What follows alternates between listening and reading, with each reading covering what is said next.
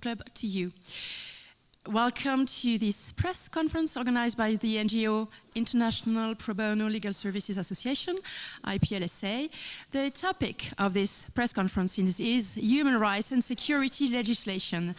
I am now very pleased to give the floor to Mr. Junius Ho. Mr. Junius Ho is the founder of IPLSA. IPLSA is a non-profit organization founded in Hong Kong in 2018. Mr. Ho is also a member of the Legislative Council. He has a legal career spanning over 3 decades and was admitted as a solicitor in 1988 and more recently as a lawyer of the Greater Bay Area. And he previously served as the president also of the Law Society of Hong Kong. Sir, welcome to the Geneva Press Club and you have the floor. Thank you, Isabella. Well, ladies and gentlemen, it is my pleasure to come to the press club to meet you all again. And actually, this is my second time around being here to share with you some of the views, the latest developments in some of the topics that may interest the whole world. Before saying so, I would just like to give a very brief introduction about the IPLSA, which is by acronym IPLSA. But the long name is International Probono Legal Services Association. And, oh, thank you. We are a charitable organization registered under Section 88 of the Inland Revenue Ordinance back in Hong Kong. And our mission is charged with the main objective to promote the well-being of the societies and as well as the pro bono legal services across the board. In general, no boundary. Today, we are also very happy to have several guests to attend speaking at this juncture, at this venue, to share with you their views. There are 2 topics, actually 2 major events that we are going to have here at Geneva. Number 1, we are here to attend the interactive dialogue with the special rapporteur on the topic of the UCM. UCM, in short, which is UCM, but in the long form is the unilateral coercive measures. In recent years, we understand that some of the countries conducted this sort of the unilateral measures which impose sanctions on other countries. And as a result of which, it causes quite a tragic and actually serious repercussion on some of the business sector. And in fact, we had shared with you all at the event, at the side event that we conducted back in July. And the second purpose that we have is to attend the 57th Committee of the United Nations to talk about, well, actually the side event on the security legislation and as well as the human rights. Now, without further ado, I just introduce quickly those who speak with us and to us on this at this juncture is Mr. Jason Lin, Mr. Henry Ho, Mr. Nicholas Chen, Madam Priscilla Leung, Mr. Lawrence Ma, and also Mr. Jeremy Young, and also Sharaf Asasov. Okay, now I will just give the floor to those speakers now. Thank you.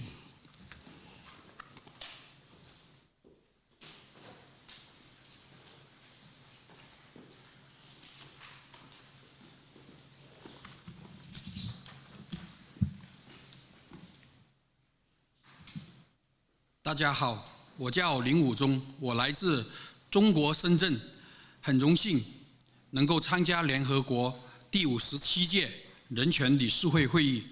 接下来我将通过参加交流会和编会，聆听世界各国就人权事务的意见。借此机会，我希望向国际人士介绍我们祖国。中国在人权工作上付出的努力和取得的贡献，能让全世界更及时地了解我们国家的情况。中国一直是人权的捍卫者，努力在全球治理中发挥积极的作用，并在这一过程中取得了举世瞩目的成就，特别是在减贫方面，中国成功的使超过8亿人摆脱了贫困，这是现代世界的经济奇迹。从解决数亿人口的温饱问题，到全面建设成小康社会，中国实现了人民生活水平跨越式的提升。我作为一名深圳的市民，亲眼目睹了深圳市在短短30多年，从一个小渔村蜕变成为大都会，市民的生活水平也在不断的提升，这是中国人权发展的一个印证。中国取得人权的进步的成就，有赖于稳定的国家政治制度和良好的法治建设。中国宪法规定，中国是人民民主专政的社会主义国家，从根本和本质上保障人民权利，同时良好的国际睦邻关系也保障了中国在和平的环境下集中力量发展。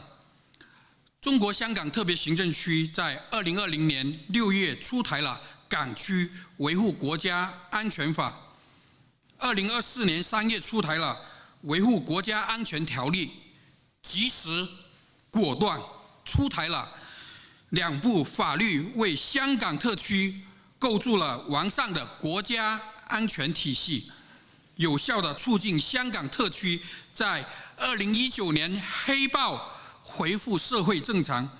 相关立法保障人权和法治，与世界上主要国家和地区一样，合情合理，合法地维护国家安全。在此，我希望世界可以正视中国在人权发展方面的成果，并理解中国香港的维护国家安全立法的工作，放下成见。我们愿意和各国共同建立一个和谐友好的国际社会，同时欢迎你们来到中国，看看中国今天的安全系数和国民的幸福指数。我的讲话到此为止，谢谢大家。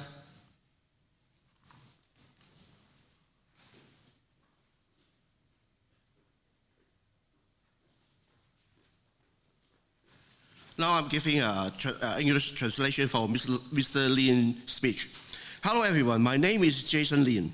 I come from Shenzhen, China. I'm honored to attend the 57th sections of the United Nations Human Rights Council. And I will attend the interactive dialogues and side events to listen to the opinions of other countries around the world on human rights issues. I hope to take this opportunity to showcase to the international community the effort and contributions which China has made in the area of human rights, allowing the world to better understand our country's situations in a timely manner. China has always been a defender of human rights, to play an active role in global governance and making remarkable achievements in this progress. In particular, poverty reduction. China's success in lifting more than 800 million people out of poverty is an economic miracle in the modern world. From solving the basic needs of hundreds of millions of people to building of a moderate, prosperous society, China has achieved a leapfrog improvement in people's living standards. As a citizen of Shenzhen, I have witnessed with my own eyes that Shenzhen has been transformed from a small fishing village into a metropolitan in just 30 years. And the living standard of its citizens are also constantly improving, which is a proof of the development of human rights in China. China's progress in human rights depends on a stable national political system and a sound rule of law. China's constitution stipulates that China is a socialist country under the people's democratic leadership, which fundamentally and essentially guarantees the people's right. At the same time, the good relations with neighboring countries also ensure that China can focus on domestic development in a peaceful environment. The Hong Kong SAR implemented the national security laws for the Hong Kong SAR in June 2020, and the national security regulations in this decisive manner have established a comprehensive national security system for Hong Kong SAR and effectively promote the return of the social normality after the unrest in 2019. The relevant legislation safeguard human rights and the rules of law, maintaining national security in a reasonable, justified, and legal manner, much like most major countries and regions around the world.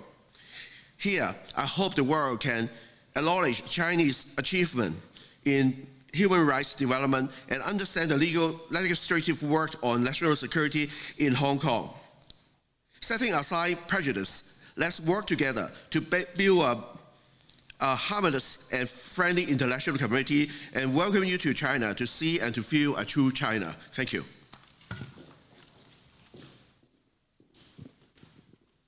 Well, allow me to invite the third speaker, Mr. Henry Ho, who is the chairman and also the founder of the One Country, Two System Youth Forum. Now, Mr. Henry Ho, thank you.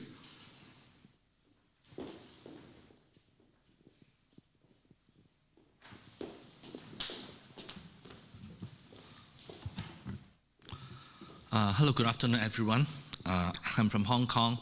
I'm the founder of a young think tank called One Country, Two Systems Youth Forum.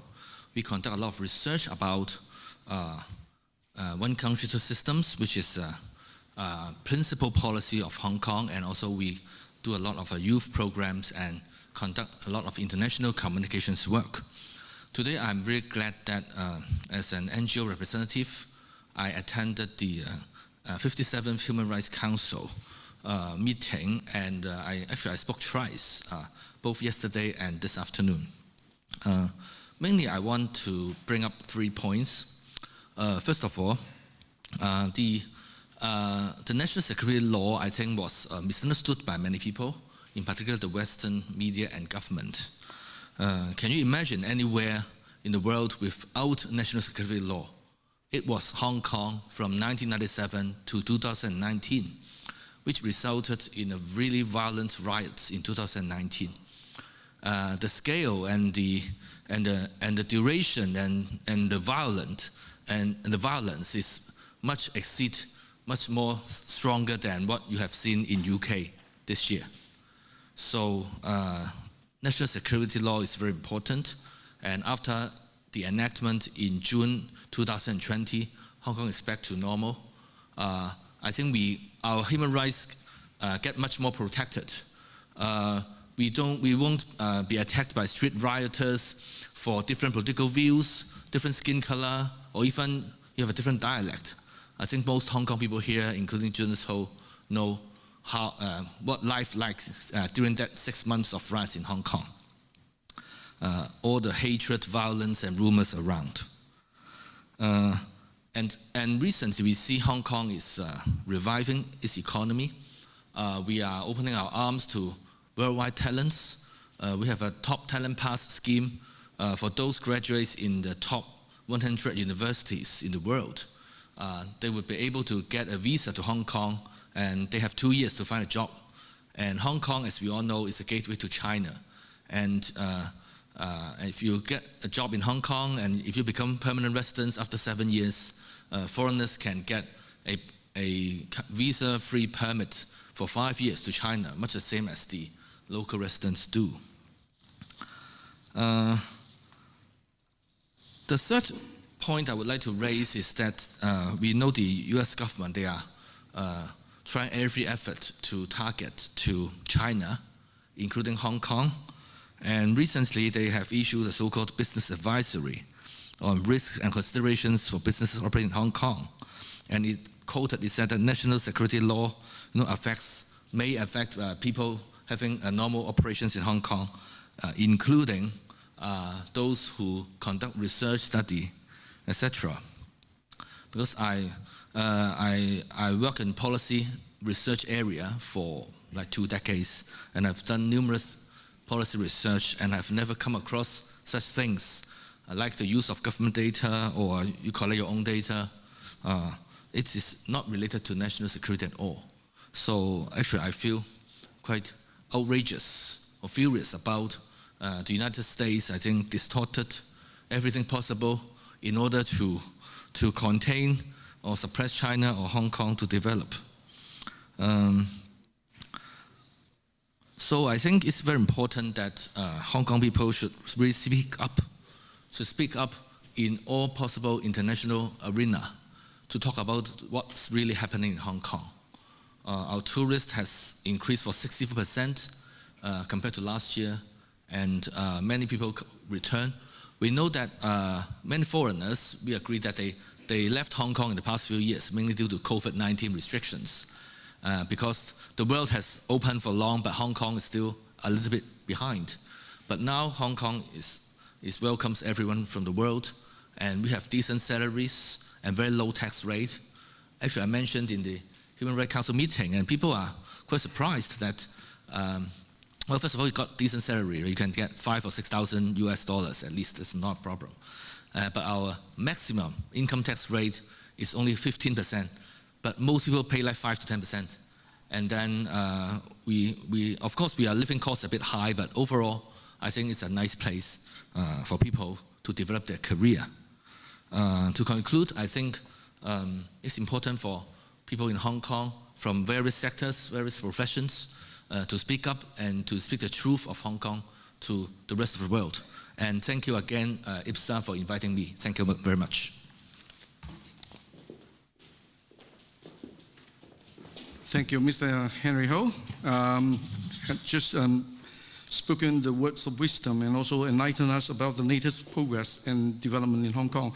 Now, if I may introduce the fourth speaker, Mr. Nicholas Chan, who is also a member, a National People's Deputy of the National People's Congress of PRC, People's Republic of China. Now, if I may just give the floor to Mr. Nick Chan, who will speak through the Zoom. Thank you. Thank you. Ladies and gentlemen, bonjour, good afternoon, and good evening. At the outset, please allow me to thank International Probono Legal Services Organization, IPLSA, a well-known non-profit organization, for inviting me to this online press meeting hosted at the Geneva Press Club. I shall speak in personal capacity to add food for thought rather than fuel to fire in this already unnecessarily geopolitically charged world. To engage in an open and productive discussion about human rights under international, regional, national, and local legal instruments, including under the Universal Declaration on Human Rights and the International Covenant on Civil and Political Rights, a natural starting point, I submit, would be to first acknowledge that the right to life is the most fundamental of all human rights. The United Nations High Commissioner for Human Rights has said that more than 120,000 people in Gaza, overwhelmingly women and children, have been killed or injured since 7th October last year as a result of intensive Israeli offenses. Many tens of thousands more were killed in active conflicts around the world in the past year. Yet the United Nations has been dragging its feet, or should I say, has had its feet dragged from doing enough to end the killing. 2 days ago, at a meeting of diplomats from many countries, we heard and were deeply moved by the representative of Palestine, who made a plea for help from the international community in sharing how he would likely have had his last breath had he not been sent on a diplomatic mission, and that he feels terrible for not being able to be home, to be at the front line to defend the people. The situation is dire. It is a humanitarian crisis, yet some countries, media companies, individuals are turning a blind eye to, yet finger points and lies with the eyes open. Now, back to China. China is actively collaborating with other peace-loving nations to try to restore peace and continue to promote world peace and implement the 1954 5 principles of peaceful coexistence, the 1955 spirit of Bandung, on unity, friendship, and cooperation. It is therefore the biggest hypocrisy and psychological projection of one's negative qualities on others for some of the most powerful, violent, arms-dealing and warmongering nations in the world offer tease from wars, instabilities and conflicts, who directly or through proxies involve themselves or otherwise turn a blind eye to the most hideous crimes, including ethnic cleansing, slavery, drug stealing, indiscriminate use of weapons of mass destruction on civilians, sponsors and trainers of colored revolutions to attack the sovereignty and lives in other nations, the ones who weaponize the international financial system to think they can control or hijack news organizations, social media, the internet, perhaps even the Human Rights Council, to blame shift and gain unfair economic advantage by accusing China, one of the world's most peace-loving nations that practices and champions global development, security, and civilization initiatives, of so-called eroding human rights, for simply having transparent national security laws meeting world standards to protect life, defend our sovereignty, democracy, our way of life, and our rule of law, so that ordinary people and businesses can go about making a living. In accordance with the principle of the rule of law, national security laws applying in Hong Kong actively prevent, suppress, and punish acts and activities that endanger national security. The implementation of the ICCPR mentioned earlier and the protection of human rights in the Hong Kong SAR have not been reduced by the national security laws. Articles 85 to 92 of our basic law provides constitutional guarantee which ensures judicial independence, that judges are to be added to the panel of list of judges who meet objective criteria, such as their judicial and professional qualities. They be able to collectively and fairly rule national security law cases, and that all judges have taken the judicial oath by which they swear that they will uphold the basic law, serve Hong Kong conscientiously, dutifully, in full accordance with the law, in honesty and with integrity, to safeguard the law and administer justice without fear or favor, self-interest or deceit. Judges here are always free to decide on each of the cases in accordance with the law and in accordance with evidence before them. The Hong Kong courts are operated by the Hong Kong judiciary, which is independent of both the executive and the legislature of the Hong Kong government. The Hong Kong Special Administrative Region Chief Executive and Council does not have power to specifically choose his or her own preferred judge to hear a specific case. Unlike in some other jurisdictions in Hong Kong, even our chief executive cannot dismiss or appoint judges because of political stance. In Hong Kong, a judge's tenure may only be terminated or removed for misbehavior or for inability to discharge his or her duties on the recommendation of a tribunal appointed by the Chief Justice of the Court of Final Appeal.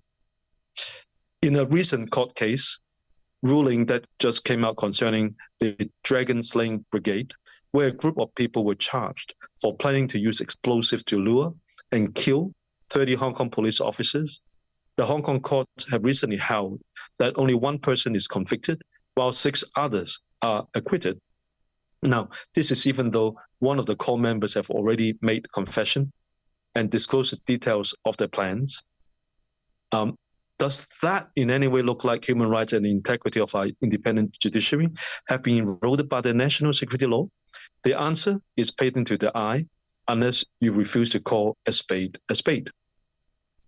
Now, rather than to go on a charade of bullying and witch hunting against Chinese scientists and against China, shouldn't meetings of the UN Human Rights Council countries' leaders, followers, free thinkers, and the walking yet mentally that truly walk the talk, embrace that greater love that still separates us humans from machines, to make a true effort to use our time more thoughtfully, productively, and positively prevent further death in conflict zones, solve hunger and other world social, economic, and scientific problems. The whole world already knows the charade is for some developed nations to try to own, weaponize, and have the monopoly to conveniently redefine what human rights, democracy, and even ESG means, to extract economic benefit and gain unfair advantage from some hardworking developing nations and the people. Now, unilateral imposition of sanctions in blatant disregard of established international laws is not only unlawful, but it's also an affront on the very core principles of the rule of law. Ladies and gentlemen, with the Mid-Autumn Festival fast approaching, may I take this opportunity to wish you peace and family time to sample autumn harvest. And as you light lanterns under the fullest moon of the year, shall we together pray and share some thoughts in our own ways to restore peace on earth and to promote human rights and situation around the world? There's much to be done, even in developed countries. Let's stand together to fight for a better world where rule of law in a rule-based society prevails over law of the jungle. And with that, peace be with you. Au revoir. Merci beaucoup. Thank you, Nick. Very kind words. Actually, you have explained very well about the judicial independence. It's one of the core values. We hold it dear against our chest, in our heart as well. Now, if I may introduce the fifth speaker, Madam Priscilla Leung, who is also experienced and a veteran member of the Legislative Council back in Hong Kong. She's also, by profession, a law professor. Thank you, Ms. Priscilla Leung.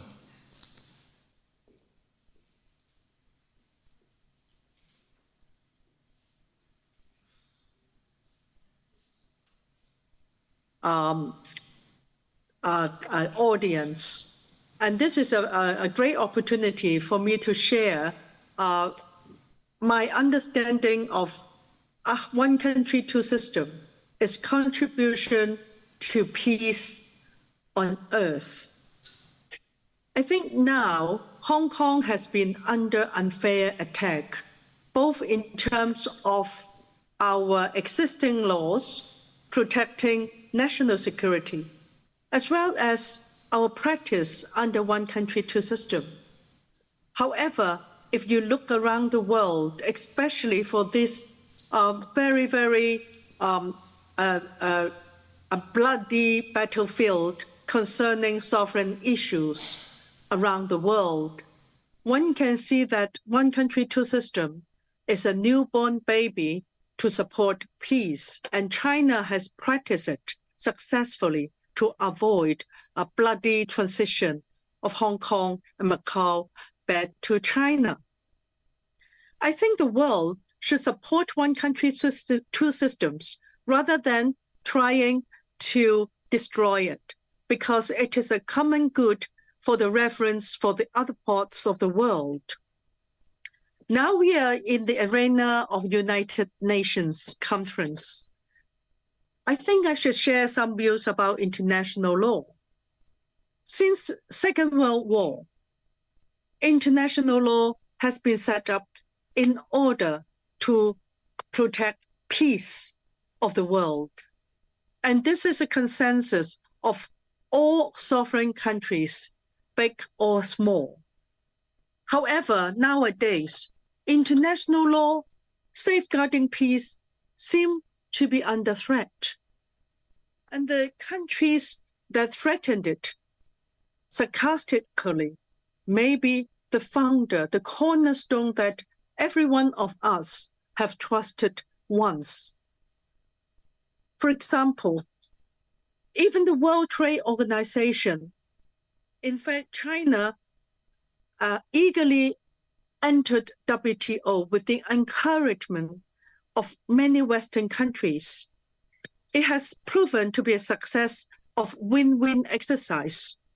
It has expanded the case of the economic field all over the world, including trade, economic transactions, and economic growth for many developing countries as well as developing countries. However, nowadays, because of the excuse of national security, many of the fundamental rules of World Trade Organizations have been under threat. I have a lengthy discussion of many of the participants in the WTO early this year with many other sovereign countries' representatives. And one finding was that if the general principles of WTO, World Trade Organization, is really under threat, and if it is threatened to such an extent that it doesn't exist, then what would happen to this economic order of the world? And one of the participants from Europe said, army may come in. Army may come in because people need good of the other country. And if there's no role, no rule, no international principles, such as WTO and our even United Nations are very, very important to safeguard peace of the world. And this is the strong belief of Hong Kong. Hong Kong has always been a jurisdiction upholding firmly of the rule of law. We practice common law. We have been one of the unique jurisdictions in China and practice common law. Some of the examples I've mentioned in other speakers, but I would like to recall, we treasured common law and we practice common law, and we practice common law fully in our court. The recent controversial judgment of this very debatable national security cases, many of the Hong Kong public have been very disappointed that 7 defendants who actually were accused of threatening the public security of Hong Kong and threatening even the lives of the police section, and also at the borderline case of terrorism in Hong Kong, but 6 of the defendants were acquitted among 7. This is a uniqueness of Hong Kong common law because you can see the debatable and I would say the national security law of Hong Kong as well as the local legislation for our national security under the Article 23 of the Hong Kong Basic Law, which is unique to safeguard one country, two systems. We, in the law, explicitly mentioned that we would adhere all our adjudications in line with international covenants of political rights and civil liberty. And Section 4 and Article 4 and Article 5 of this Hong Kong SAR national security law even mentioned that presumption of innocence will be safeguarded. This is a typical characteristics of common law. Everyone who understands and practice common law would know. We practice law. If we convict a person, it has to go beyond reasonable doubt. So no matter we practice law, no matter how people dislike the judgments, we respect it. And that is the spirit of the rule of law. And it is still firmly practiced in Hong Kong. Secondly, Hong Kong is a keen supporter of free trade. We practice very low tax, simple low tax, and we have very open system in currency. We have free port. We have very free system and policy for international trade, etc. And we are now still open our door even more to welcome foreign investment. Our fellow countries, friends, citizens of the other countries, including the United States and many other Western countries. I have many friends living and residing in these countries. I truly know that people may think differently from their government, and we have to talk. We have to talk with reason.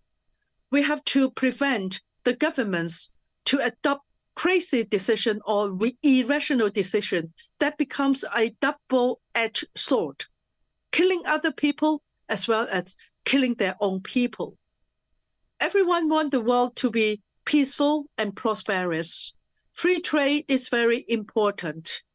And I think Hong Kong is a very, very unique free port that exercise very, very popular policies to all over the world. We welcome all of you to come and see Hong Kong, see how orderly and peaceful we are, and how actually such a good city should not be slammed without reasons, criticized without grounds. I'm a law professor. We can disagree with reasons based on facts, but we do not criticize people blindly or even defaming people without grounds. That doesn't reflect the high standard of the rule of law that every one of us uphold. I am talking this to the audience of the world, especially for those countries whose government are unreasonably hostile to us. There's no reason behind that and should not be the case to continue. I do hope that the influential figures, reasonable figures, legally trained figures, international law experts, free trade supporters, you come to support the system that the whole world set up with great efforts, and people have to change the wrong mind of their government. I hope you could hear my presentation with an open heart. We want to talk, we want to communicate, we want to have a very fair exchange of knowledge in terms of the protection of prosperity, growth, development, and peace of the world. Thank you. Thank you, Professor Priscilla Leung. Yes, we should respect the international norms and international rules. If we are really serious about laying down all these international treaties and standards, then we must hold them dear and to abide by them faithfully. Now, if I may just introduce the sixth and also the seventh speaker in consecutive. They will be sending their video clip in. It will be a very short one. Thank you. Mr. Lawrence Ma first, and then Mr. Jeremy Young to follow. Thank you. Thank you for having me in today's session. The UN Declaration on Rights to Development, adopted by the United Nations General Assembly on 4th December 1986, identified the right to economic development as a species of human rights. China and Hong Kong's right to economic development is now being hindered by the United States government, aiming to introduce up to 28 bills this week that target China and Hong Kong. The key bill that affects U.S.-Hong Kong relationship is the Hong Kong Economic and Trade Office Certification Act. This bill, if becomes law, would enable the president to close Hong Kong's trade office in the United States if the Hong Kong government cannot prove itself that it is free from influence from Beijing, or Hong Kong has lost its autonomy. Now, Hong Kong's high degree of autonomy is guaranteed by the Basic Law. It has an independent administration where only about a handful of principal officials are appointed by Beijing, but the bulk of the 170,000 civil servants are not. Hong Kong has an absolutely independent judiciary. It has its own financial system and currency, the Hong Kong dollar. It is still a free port, and there's no import duties or tariffs imposed on goods. So the allegation that Hong Kong lost or has lost its autonomy is not true. Also, the bill targeting the HKETO is purely political. Bearing in mind that the ETO is a apolitical trade office set up to promote normal economic and trade relationships and cultural exchanges between Hong Kong and the United States, it has been doing its job properly. I have dig out certain facts and statistics. In the past 10 years, the United States has a trade surplus of about $271 billion with Hong Kong, and the largest amongst its global trading partners. The United States has more than 1,200 companies have setting up business in Hong Kong and running its operations in Hong Kong. If the United States insists on undermining the mutually beneficial relationship between Hong Kong and itself, it will ultimately harm the interest of the US and its companies. So we urge the UN to remind its member, especially the United States, to honor, respect, and implement the UN Declaration on the Right to Development. Thank you very much. Hello, this is Jeremy Young, District Councillor from Hong Kong. I am really happy to inform everyone here that our city has really taken strides to improve the healthy living of our citizens. Take, for example, in the Central and Western District, where we boast the lovely Victoria Harbour, the government has recently completed a seamless pedestrianized zone on the harbour front, allowing family members, joggers, and everyday tourists to enjoy a walk along the harbour, much like how people enjoy the London Embankment along the Thames. For the more adventurous type, the government has also launched a pier-to-peak hike, allowing people to walk freely from the famous Star Ferry Pier all the way up to the even more famous Peak Tram Station, where people can enjoy the lovely view of the magnificent harbour. Guess what? We now even have marathon events taking place on the Hong Kong-Zhuhai-Macau Bridge, where people can run on this record-breaking bridge.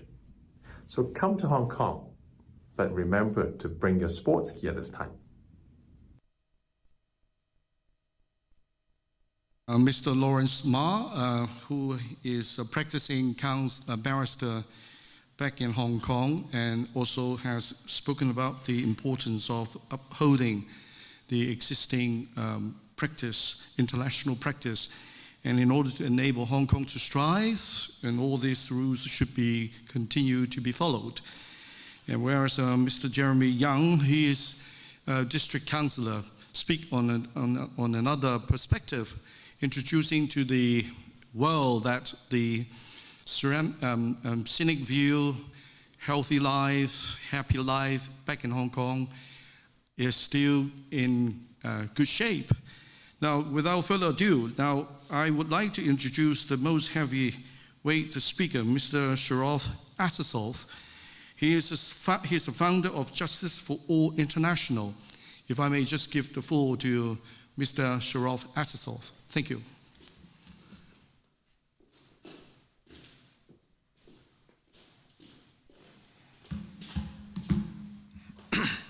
Thank you very much, Mr. Junius Ho, and it's a pleasure for me to be here.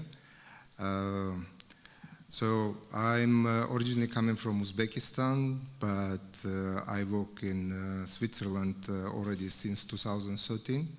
So we successfully established an NGO called Justice for All International, indeed, and it's based in Geneva, and we work a lot on individual cases. Our association has a history, a well-established history of taking individual cases to United Nations, and our advocacy is in fact based on bringing up concerns of our clients to the attention of the United Nations, to the Human Rights Council, treaty bodies, special procedures, as well as High Commissioner for Human Rights. So the motto of our association is to promote human rights and promote human rights independently of any political views. So we pursue, in fact, our goals trying to achieve understanding that not human rights must be viewed in the prism of politics, but it must be politics undertaken in the context of human rights. So let me just speak a little bit about our achievements recently. We had several cases which we brought to the attention of the Human Rights Committee, CEDAW, as well as special procedures, various special procedures of the Human Rights Council. One of the most important cases, of course, are related to what we call persecution of entrepreneurs. The problem that we actually discovered while we are bringing up those cases is that United Nations, unfortunately, does not provide sufficient protection to entrepreneurs. And we essentially focus on the small and medium-sized entrepreneurs, but we also look at the cases where CEOs of big corporations can be targeted. And what we actually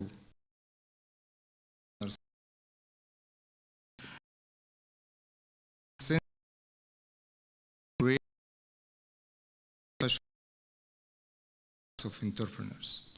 And we are very grateful to the International Probono Legal Services Association for offering their friendly hand to promote this initiative at the United Nations.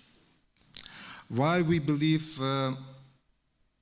rights of entrepreneurs must be protected, and why we believe that these matters must be brought to the attention of the UN, and it must be brought to the attention of the machinery that was created, human rights machinery that was created at the United Nations.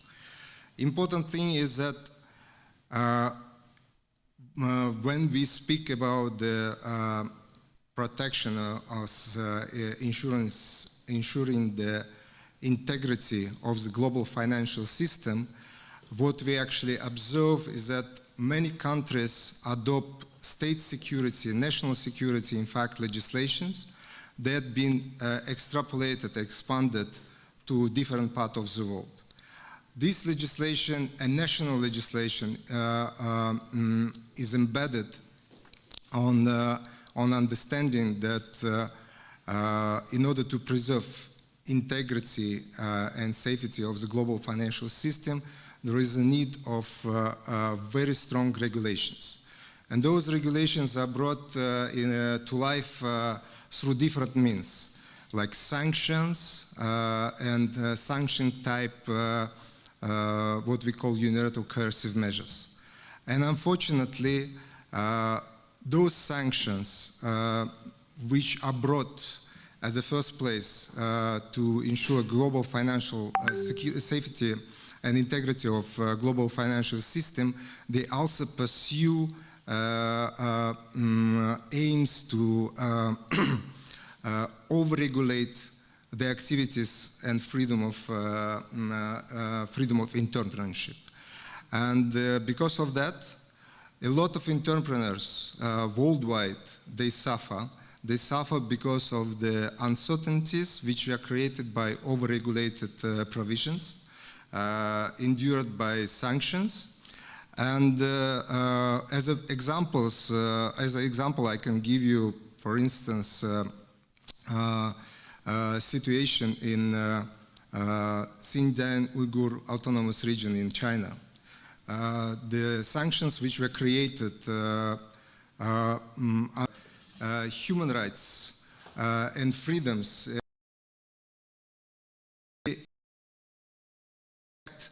the entrepreneurs who are trying to operate in or from Xinjiang region. So by over-regulating, by creating an environment when sanctions push, in fact, to over-compliance, entrepreneurs, especially small and medium-sized business, what we call worker-class entrepreneurs, they actually suffer. Why? Because they cannot make any revenue. There is job losses. There are a lot of things which are happening and which prevent any investment to come to the region from outside. So the sanctions which were designed to promote human rights in this region, in fact, make a significant impact on depleting the population from their jobs, from small and medium-sized enterprises, and that actually leads to quite a significant economic losses for the people who are living, indigenous people living in the region. Another example is Hong Kong. Yeah, indeed, Hong Kong, which was a leading platform for the trade, as well as for all kinds of financial institutions, currently having problems with almost 85% financial institution having had to move to a foreign soil, foreign jurisdiction. Why? Because sanctions were imposed on Hong Kong. And Hong Kong population, because of that, in fact, suffers not because of the what is called national security legislation, but overall it's because of the sanctions which are imposed against Hong Kong. We can provide other examples when over-regulated sanction regimes and also over-regulated regimes related to, for instance, such issues as money laundering or even financial terrorism may actually lead to unintended consequences, which are at the moment not being properly considered or taken into account by the United Nations and by those actors who are trying to create so-called legally binding instruments on business and human rights. I think here I would like to finish, and thank you very much again for inviting. Thank you. Thank you, Sorach. Before you go, it's just a very quick one. You stay where you are here. Share with me one question, because I'm very excited to have heard you explaining and highlighting some of the dire consequences caused by the international, the so-called coercive, unilateral coercive measure. You named two examples which related to China, one in Xinjiang, whereas the other one is Hong Kong. And I'm very surprised that you are so knowledgeable about the situation back in my home. Now, could you just share with us one more example, if you have in mind, any repercussion which is caused to the small and medium enterprises back in the Western world, not just, the world that is being targeted and against, but the so-called unintended consequences, which is also caused to some other countries in the West. Does it occur to you? Yes, indeed. Okay. Thank you very much for this question.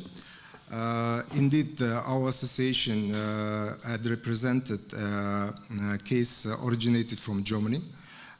We have our client who is a representative of medium-sized business in Germany. She is a German citizen, and she's been for a long time operating, bringing or trading wood from Belarus. The business was actually flourishing, and unfortunately, when the war broke up between Russia and Ukraine, what happened in April 2022, fourth package of sanctions were imposed against Belarus. So under those sanctions, the wood was prohibited to be imported into European Union. And of course, Germany being in forefront of enforcing the sanctions, they implemented quite a draconian, in our view, rules that led to a lot of businesses in Germany, in fact, who've been involved in the trading between Belarus, Russia, even Ukraine, because you have to establish the chain of supply, and sometimes if those entrepreneurs coming from Germany cannot prove that the goods imported from Ukraine are not coming right from Ukraine, but might have been originated elsewhere, which happens quite often in practice, they could be turned back. So what happened, our client, as a law-abiding citizen of Germany, start bringing, instead of wooden products, yeah, she started, which were prohibited by sanctions, she decided to move to lenient briquettes for the fireplaces, which was quite a profitable business. But unfortunately, what happened after the lorries bringing these briquettes came to Germany, already past the European Union border, they were stopped, and the customs official had questions to what kind of briquettes, and they sent them to the forensics expertise. So the expertise came back saying that when lignin, which is grass, dried and pressed in the briquettes, it becomes woody. And because of that, our client was charged with intentional evasion of sanctions. And now she's facing quite a substantive terms of imprisonment of 5 years, simply because she was bringing grass, which is not even prohibited substance in many parts of the world. Well, that sounds pretty scary, isn't it? Yes, indeed, indeed. The regulations which were being imposed on the small and medium-sized enterprises in many parts of the world, but specifically unfortunately in Europe, they are becoming quite dreadful for entrepreneurs, and many suffer because of this. This is happening because unintended consequences were not addressed, unfortunately. That's true. Thank you, Sharath, for sharing your view with us. And I think many of you may still want to know more about what sort of the unintended or dire consequences are brought upon to the world by some countries adopting the unilateral coercive measures. If you do, if you are interested, there will be more discussions starting from tomorrow. I will be attending the interactive dialogue with the Special Rapporteur at around 11:30 tomorrow morning. And then in the afternoon, we will be conducting a side event on the topic of the security legislation, as well as the human rights. So how does these two relate with each other, and how these two can accommodate with each other? So there will be more discussion to follow. So stay tuned and remember to receive the messages from the United Nations as well. I think the time is already up. I also understand that there is no other questions raised from the online. But my last question: any question from the my last appeal? Any questions from the floor? Well, it seems pretty good. Huh? If you allow me, just one. Please. Yeah, one more. You do the wrapping up. Okay. Yeah, Sure. not wrapping up, but just to add another example. Yeah. That is very dire for us at the moment, because we are also representing one of our clients at the moment is a political leader of a political party in Estonia. So the thing what happened, because of the sanctions which were imposed by the European Union when it comes to mass media originating or coming from Russia, the Estonian legislator used those sanctions in order to create pieces of sanctions, criminal sanctions, which are currently imposed against those who are not publicly speak in line with the official narrative of the government of Estonia. So I can give you an example of the criminal code article of Estonia. It's 235(1), yeah, which actually criminalizes any non-violent activities which undermine sovereignty of Estonia. Which in fact, if you try to apply it in practice, it is possible persecution for a peaceful expression of any political thoughts or any political opinions which might not be in line with the official narrative, what is required to secure the sovereignty of Estonia. And our client is a very famous politician from Estonia. His name Aivo Peterson. And Aivo Peterson happened to be a leader of KOS, which means together. He was advocate for the Russian-speaking minority in Estonia. The only thing what he was promoting peacefully is peaceful relations, neighborly relations between Estonia and Russia. But unfortunately, that brought him into jail, and he's currently serving almost 1.5 years in jail for non-violent activities. Thank you, Sharaf. Thank you. And in fact, I think that is not only the unique situation happening back in Estonia. In recent time, also happened in the United States. There, they also passed the Anti-Semitism Act. For anyone who tried to criticize, for some whatever reason, no matter how justified it might be, may also attract criminal prosecution. So it's not just confined to relatively small country, but even in major country, major power, this sort of thing is also happening. But of course, we don't think that that is the right approach, because we treasure freedom of speech.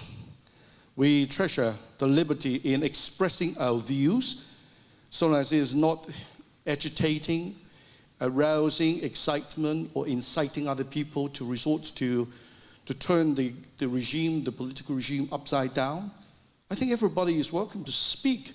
But then if there should be any defamation, slanderous statement made, that should be confined to civil actions, defamations, rather than that, to escalate it into the criminal prosecution, to attract criminal consequences. That is really, frightening people off. And I'm so happy to have been able to conduct a dialogue with you here.